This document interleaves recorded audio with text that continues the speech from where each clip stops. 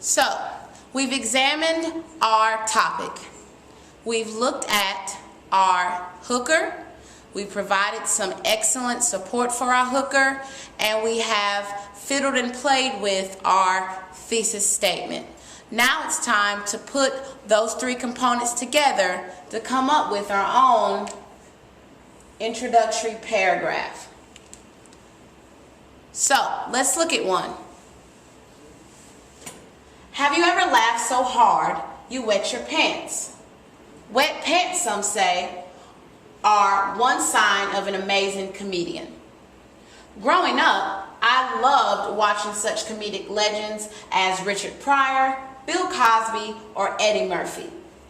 Each man had his own unique style, and their material was always relatable and applicable to my life. They spoke about life, love, politics, and typically used their own lives as anecdotes. This is the standard by which I judge all comedians today. With his ability to tell stories, easy catchphrases, and a willingness to laugh at his own pain, Kevin Hart is the best African American comedian to emerge in the last decade. So, this is the start of a 5-paragraph essay in which I'm discussing why Kevin Hart is the best African American comedian to emerge in the last decade. So let's talk about how I got from my topic to my introductory paragraph. Let's break down this paragraph. Have you ever laughed so hard you wet your pants? This clearly is my hooker. Now, looks like this writer decided to use a RQ, or rhetorical question, to hook or pique the reader's interest. Remember, your hooker is designed to be broad, not too specific, but it's mainly designed to hook or engage your reader and to pique their interest. You want them to continue reading. So, typically after the hooker, you have the hooker support, which is where you define or discuss your hooker a little bit more. You're getting a little bit broader. Your introductory paragraph is always going to be written in the shape of an inverted paragraph. You start real broad, and then you get specific, and then bam, you hit your thesis statement. So, have you ever laughed so hard you wet your pants? Well, now I have to answer that rhetorical question. Wet pants, some say, are one side of an amazing comedian. So now I know I went from laughing so hard I wet my pants, where now I must be talking about comedians. So now I know that my topic has to be something dealing with comedians. I'm getting a little more, I'm getting less broad, I'm getting more specific. So now I went from a hooker rhetorical question to now I am explaining my hooker, and I'm doing that by telling a story. Growing up, I loved watching such comedic legends as Richard Pryor, Bill Cosby, or Eddie Murphy. Now, right here, I'm giving my reader some prior knowledge or my validation that I know what I'm talking about. I'm giving them some evidence to show that I may be an expert at this by name dropping a little bit, where I'm giving evidence of what I know.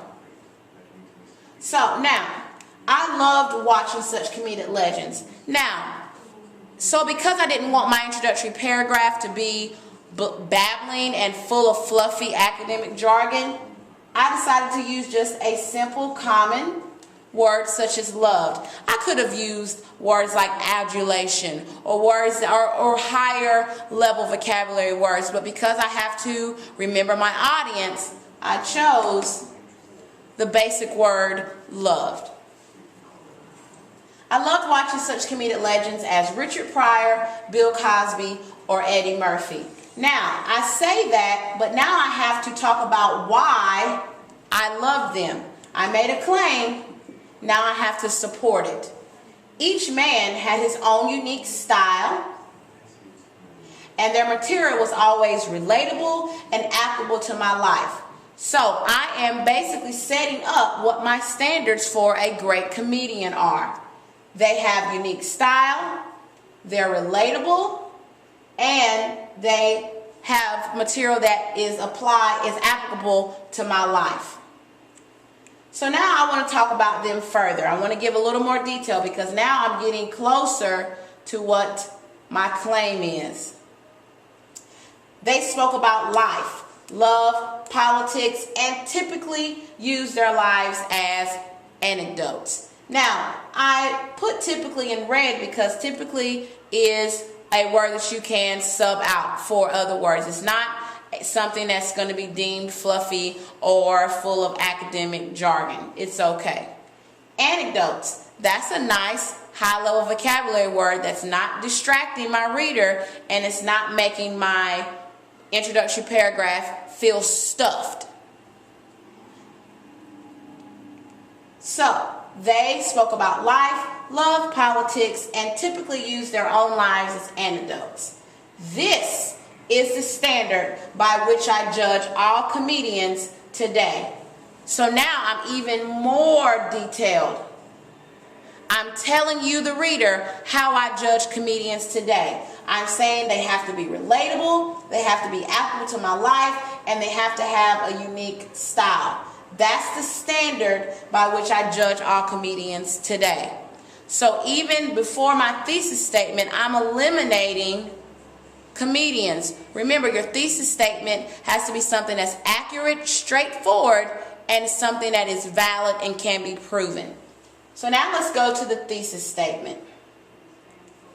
With his ability to tell stories, easy catchphrases, and a willingness to laugh at his own pain, comma, Kevin Hart is the best African American comedian to emerge in the last decade. So, if you remember, in the previous two videos, we were drafting and editing the thesis statement. The thesis statement started originally with Kevin Hart is the best comedian in the 21st century. But as a thesis statement, I have to make sure that it's something that's valid and something that can be proven. That thesis statement was too jubilant. I needed to get more specific, more detailed. I needed to eliminate as many factors as I could until I was left with only a small population of comedians or a small population of claims that could be proven and proven to be valid. So I went from Kevin Hart is the best comedian in the 21st century. Now I've taken the 21st century and now I've broken that down to the last decade. And then I took, instead of talking about every single comedian, now I'm talking about only the African American ones. Now, in my later draft, I could even further break this thesis statement down by stating Kevin Hart is the best African American male comedian to emerge in the last decade. Now I'm only dealing with males that are African American, that are comedians, that have only been around for the last 10 years. So I went from one broad topic of comedians down to African American males within the 10 years. Now I have plenty of resources to make my claim valid. Now let's talk about my claim. Kevin Hart is the best African American comedian to emerge in the last decade. Why is your claim valid? Because he has the ability to tell stories, easy catchphrases, and a willingness to laugh at his own pain. I still have my claim and I still have my because clause, but I decided to flip it and list my claim support first and then list my claim second. Now, my very first body paragraph is going to discuss how Kevin Hart's ability to tell stories makes him the best African American comedian to emerge in the last decade.